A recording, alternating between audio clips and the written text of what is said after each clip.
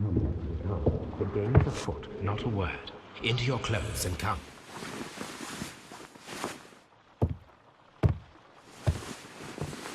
I'll wait for you in the sitting room. I've just received a note from Inspector Lestrade, a letter from the suburbs. He is in need of my presence. Whenever he has asked for my assistance, it has always turned out to be entirely justified. I fancy that every one of his cases has found its way into your collection. Yes, they all seem worthy of... However, I regret your fatal habit of looking at everything from the point of view of a story instead of a scientific exercise. Oh, Holmes, you...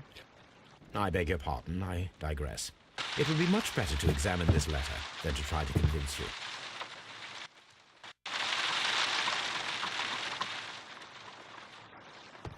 The letter is on the table, Holmes. You should take a look. I agree with you, Toby. The letter is on the table, Holmes. You should take a look. I agree with you, Toby, that Watson's shoe is preferable to Mrs. Hudson's cold cuts.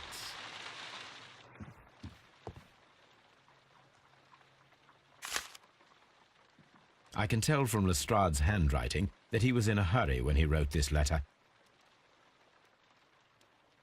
The Brackenstall family coat of arms.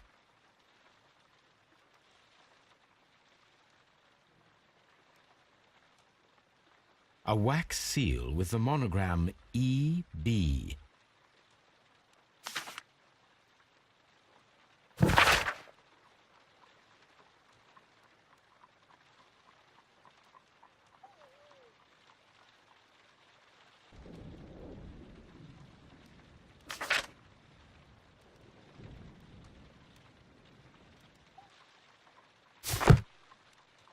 So, what is it, Holmes? Promising, as always. It appears to be a case of murder. So you believe that Sir Eustace is dead? I should say so. Lestrade wouldn't have sent for me for less.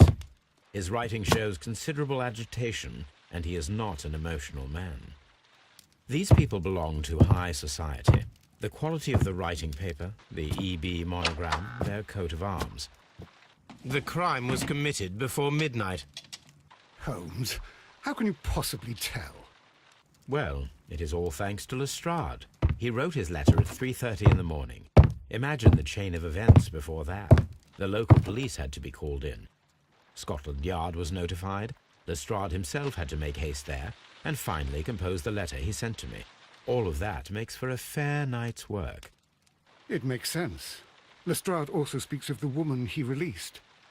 That seems to indicate that she had been held somewhere during the crime. Much time has been wasted. Let us find a cab and go to Abbey Grange immediately. I live in hope of an interesting morning.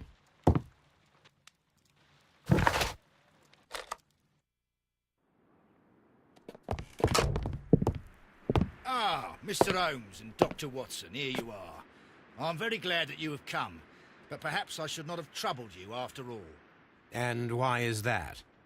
Lady Brackenstall has come to her senses, and she has given so clear an account of the affair that there is not much left for us to do. You remember that Lewisham gang of burglars? What, the three Randalls? Exactly. The father and two sons. It's their work. They stole a silver service, which is of great value. Sir Eustace Brackenstall is dead, then?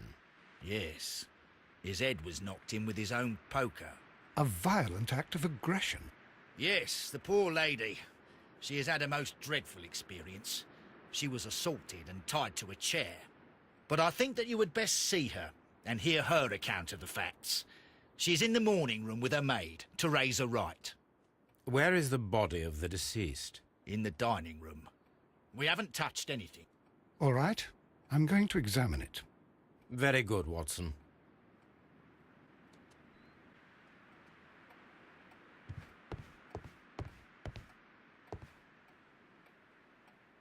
Baron Lyndon Brackenstall.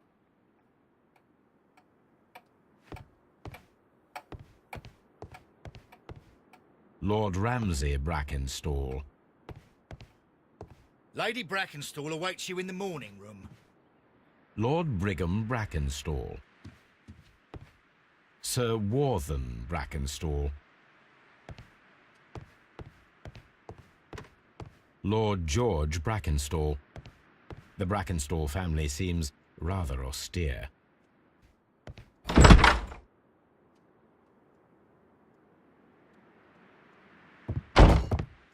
Ladies, allow me to introduce myself. My name is Sherlock Holmes. I'm assisting Inspector Lestrade in this investigation. Mr. Holmes, I am the wife of Sir Eustace Brackenstall. We were married only a year ago. I am sorry for your loss. Please accept my deepest condolences. I suppose that it is no use my attempting to conceal that our marriage has not been a happy one. I fear that all would tell you that, even if I were to attempt to deny it.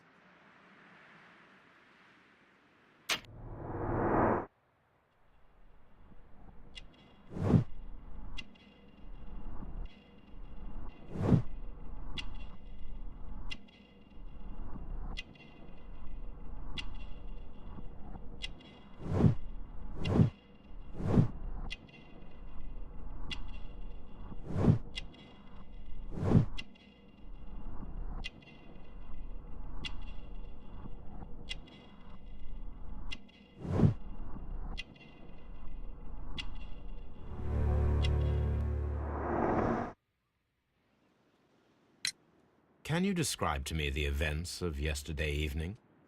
Is it really necessary? I have already told Inspector Lestrade all that happened. Yes, madam, it is. I will tell you then. Sir Eustace retired about 10:30. I sat in this room until after 11, absorbed in a book. Before I went upstairs, I entered the dining room to fetch a candle and... oh God. Please, go on. As I approached the French window, I found myself face to face with an elderly, broad-shouldered man who had just stepped into the room. Close behind the first man, I saw two others. One of them struck me a savage blow with his fist and felled me unconscious to the ground. And then?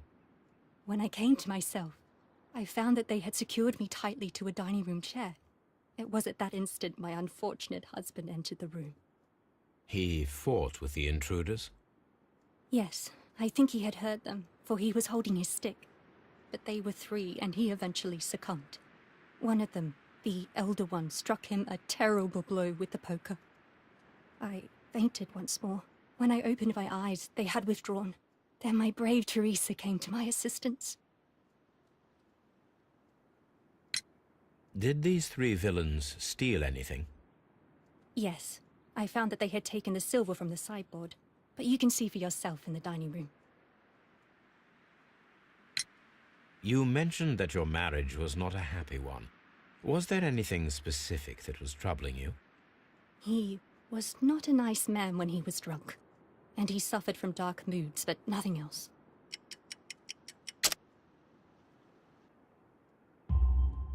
The bruises on your hands are at least 1 week old. Your husband caused those bruises? Oh, do you? Yes, he did. He was very angry at the time. Out of control. Again. Sir Eustace was a drunkard. To be tied to such a man for life is worse than death. Your ladyship? Oh, what a horrible thing to have happened.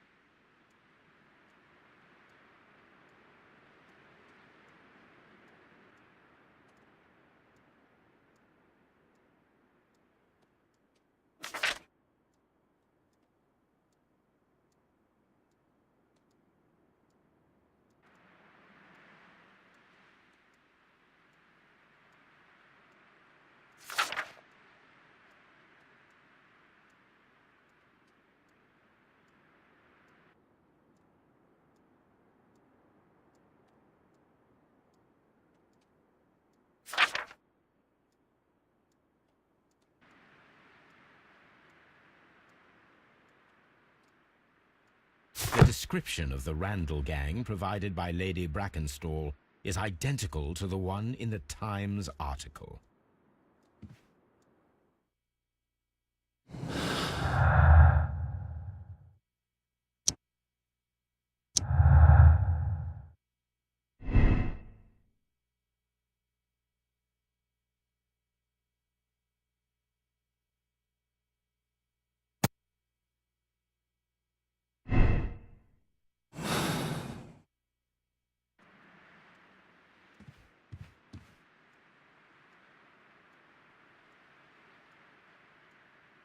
Teresa, I would like to hear your testimony. Certainly, sir.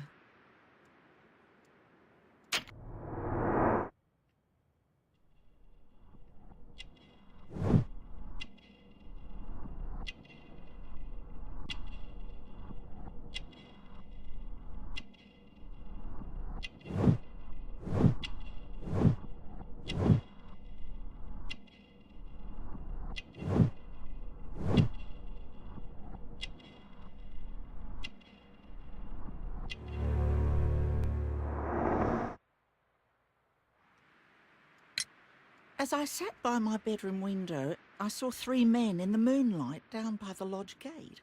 But I thought nothing of it at the time. Oh, if I'd known. And then? I went to bed, and it was more than an hour after that I heard my mistress scream. And down I ran, to find her tied to the chair and him on the floor with his head smashed. That's all I know.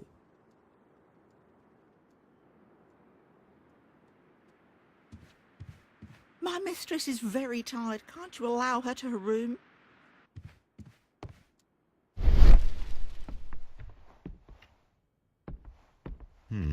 These scratches are most definitely made by the picture frame.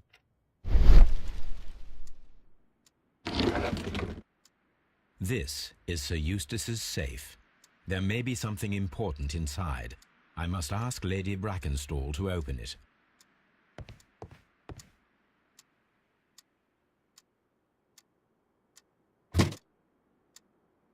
This photograph of Lady Brackenstall and her maid Teresa was taken at a port, but which one?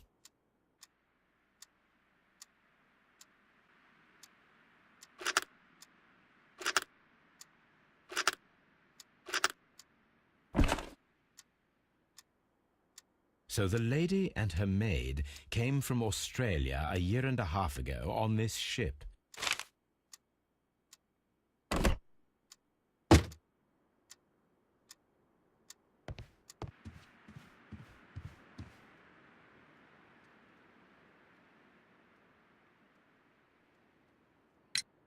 Lady Brackenstall, could you open this wall safe? No, it is my husband's safe. I do not know the combination. We have to open it. Your ladyship? My mistress is...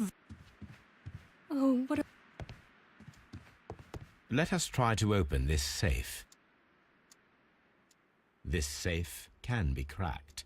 I only have to pay attention. The dial will vibrate when it is set to the correct number.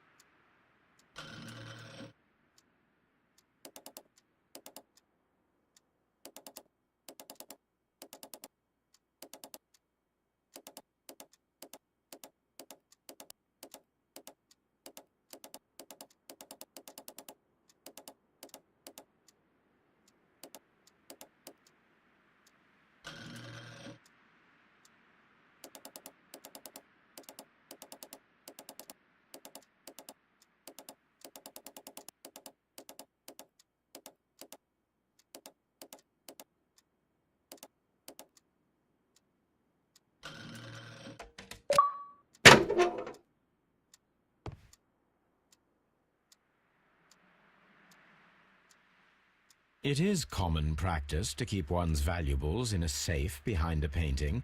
It should not really pose a challenge for a criminal. Antique coins, possibly of value, but they're scattered without care.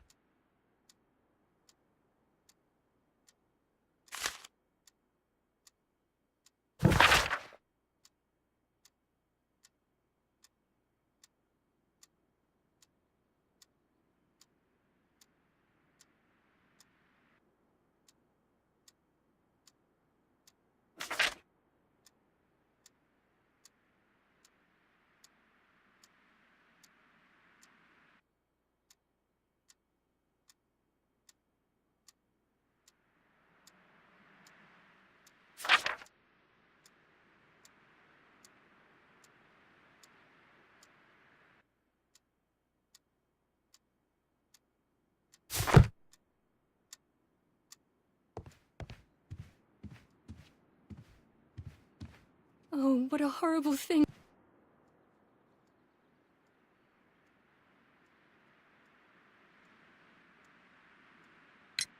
Sir Eustace's doctor speaks of his violent behaviour.